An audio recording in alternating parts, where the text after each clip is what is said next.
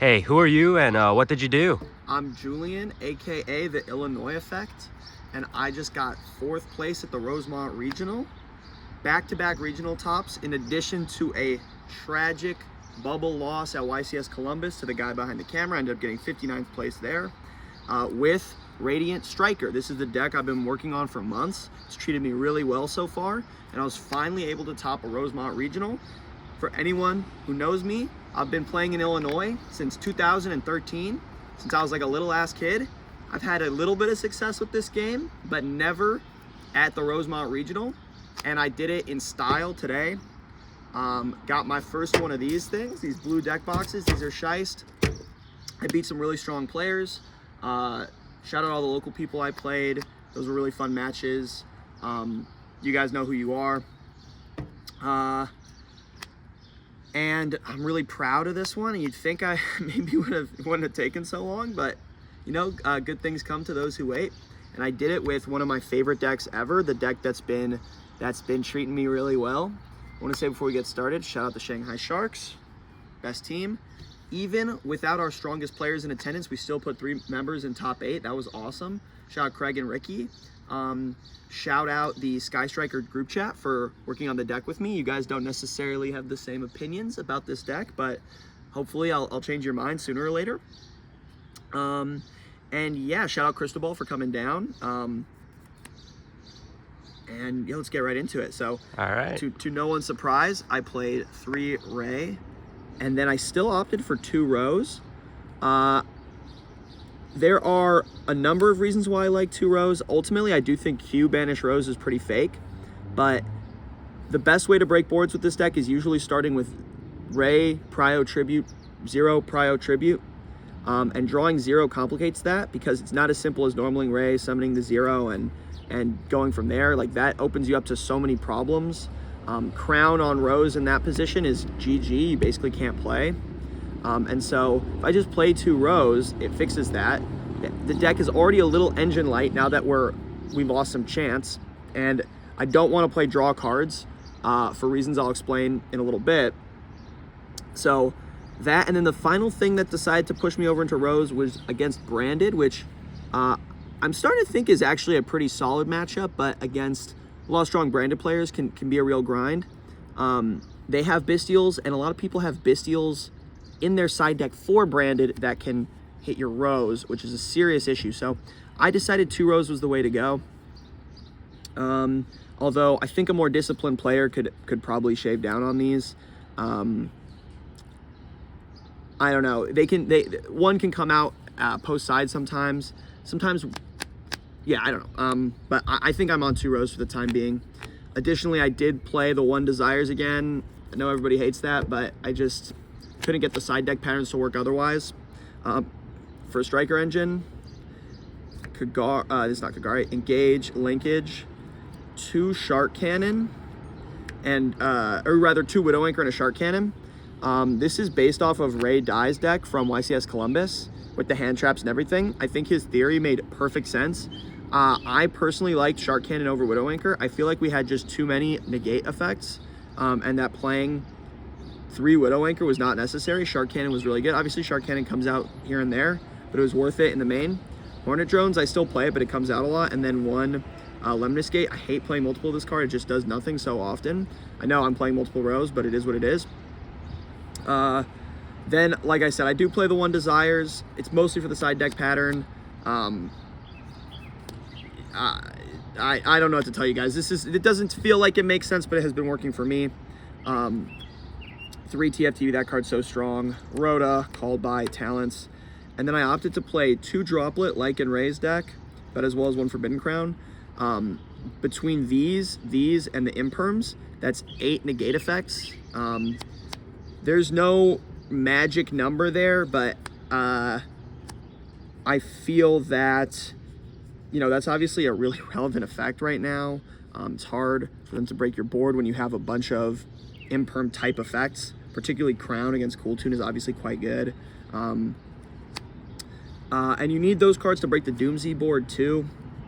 You need those cards to stop Medius, and you need those cards to stop Power Patron. Power Patron is like easily your worst matchup, and I was able to 2-0 an Archmage player because I was able to draw Ash Imperm against them. That deck does, I mean, it can often combo through that, but they're really hard to beat with breakers and much easier to beat with hand traps. And so I wanted that as an option. Basically, what happened with this deck was I saw Ray Dye's list. I thought it made perfect sense. I loved his theory behind the hand traps and how it gives you some real game against combo going second, which has a serious problem with this deck. My losses at the past events have either been to really, really strong players or to losing the role to Elf Note, which was my only loss at Rosemont as well. And so you just need to have a serious game plan for them. And for me, that was playing some hand traps in the main. He said he didn't like Eclipse. So I'm like, okay, great. I don't like Eclipse either. So I put in a Crown and a second Rose. And then to make the side pairings work, I put in a third Desire. I put in one Desires. That's going to sound like complete and utter bullshit to anybody who has not been playing with this deck. But I think it makes some sense. So these are the spells. You'll notice we do not play Upstart Goblin because the idea is that although you wanted like a slight boost in consistency, you don't want to draw into hand traps, and so it made more sense once again to play the Radiant Typhoon cards. I'm not taking these out of my deck. I love them dearly. They're slightly bad when the Cool Tune player gets to see these in your hand, you know? That can be a problem. But they also, at the end of the day, they search Vision, and like I've said before, Visions is your second best card. I think cutting MST is maybe a mistake. I feel like this is maybe like obviously Ryan used a much better striker player than me. Maybe you don't need it. I felt like it comes up all the time. I want it for the mirror. I want it for playing into people's back row. Going like, if you draw 2 Visions, going second, you know, Visions for MST, you know, search it later with a Radiant Typhoon monster. I mean, it's just so good. Did you ever choose to use Visions to search MST instead of draw 2? Of course, yeah. Lots of times. Maybe not lots of times in this tournament, but that comes up relatively often, especially if you have a good draw, or if you don't want to put too many spells so that you can't Camellia dump. Then, like I said, I played the hand traps, Perm Ash. These are the ones that make your end board stronger, because it's obviously striker, right? The way it works in 2026 is you draw a bunch of cards going first, and you can make your end board way more resilient to Lightning Storm or something by having access to hand traps. And then Imperm is good against Medius the Pure, it's good against Power Patron, and can work as a breaker against Cool Tune, can work as a breaker against Doomsday, which is what I ended up doing today. I beat my 4-point, shout out Barra. I Impermed his Regulus, and that was able to force my Droplet through in a few chain links later. So it's 41 cards in the main. I know, really ugly, but it's what's been working for me. The side deck, yet more hand traps. I played 3 Bell and 3 Fua. Between Bell, Fua, Astral, Imperm, and your breakers, you're not like gonna hand trap people to the point where they have to pass most of the time. But if I get to go like Ash your one thing, Imperm your other thing, you end on a half board, but my hand is Ray Engage, you know, whatever, MST, Widow Anchor, something like that. I mean, I'm able to break most boards that way, and so I think the theory behind this is really good. Plus, this is really good in the mirror. And one of the things about the mirror is that can come down to a Lightning Storm a lot of the time. But if you comboed and your hand is Joel Ash Bell, which obviously is quite good, but it doesn't really matter if they Lightning Storm you. For go first cards, I did opt to play Thrust with a Thrust target still. I didn't get to do this today, but I figured one of the strengths of this deck is that it draws so many cards going first that I figured if I was gonna play Thrust, which is really strong as a go second card because it searches Engage and it searches Talents, I did still want to have a card to set off of it. DDG remains quite a good card, very helpful against some of the Power Patron decks. Although I see why, you know, it's not always the best against Cool Tune, not very good against Doomsday, still good against Archmage and Elf Note, and not the Mirror, not Mitsu, but you know, comes up a lot. And then I played one Accusation and 1 Judgment, along with 2 Cosmic Cyclone. I thought this was a really good idea for dealing with Power Patron. I'll say I've considered maybe replacing these with more accusations, because accusation isn't once per turn. And the idea is that, like, okay, you Cosmic Cyclone their Vidolium, or you Cosmic Cyclone their Geppetto, but you can accusation Geppetto, you can accusation Vidolium too, and I believe it ends up working the same way, you know? And so that gives you more protection in a Lightning Storm, more protection against, you know, whatever, getting super engaged comboed in the mirror. And so that's some food for thought, but there's also situations where you want to be able to Cosmic, say, the Doomsday Trap going second, or like something like Anti-Spell. And then 2 breakers, Illusion Gate and Duster, no Lightning Storms. I don't find them necessary, and I think enough Striker players have adapted to playing other ways now. Between the Cosmic, the MST, and the Duster, I didn't think I need Lightning Storm for back removal, and I feel Illusion Gate is a stronger card as a breaker for dealing with monsters. So that's the side. For the extra zeros, shout out Alex Domingo for giving me these 2. You know it was a grind game if I made the common one. 3 Kagari. One of these could maybe be a Typhon, but I really like the fact that I can't get cheesed by Clip and Crackle as easily, and I like that I'm allowed to like make a mistake at some point in the game and get bailed out by having 3 Kagari.